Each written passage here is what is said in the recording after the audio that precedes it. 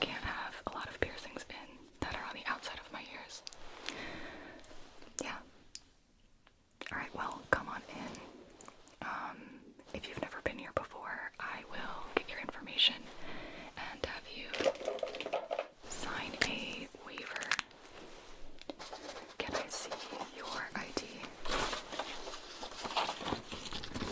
Perfect, thank you. And your birthday is... Got it.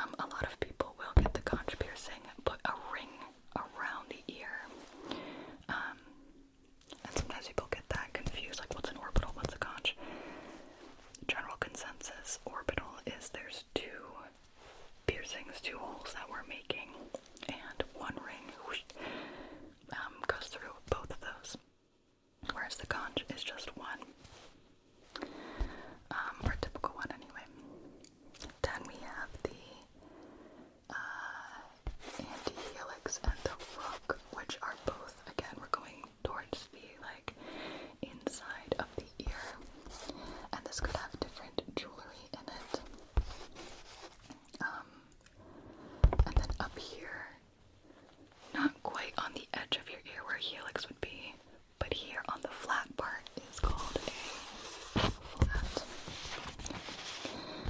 And finally on this diagram we have the doth piercing. Doth piercing is pretty cool. Great if you wear over ear or on ear headphones all the time. That's what's on this guy here. And it's gonna go in the inner part of your ear, and using a ring is awesome for that. Looks really cool. So that's a lot of information. Do you have any thoughts or initial gut feelings? Interest? Okay, cool. So you kind of know what you want. Good, I like that. Sure. Yeah, I think we can do that. Let me take a look at your ears and really examine. Make sure that it would be all good, and then I can sit you down. We'll make sure everything is sterile, and we'll get you pierced. Okay, great. Let me wash my hands and put on gloves. Alright, so I washed my hands.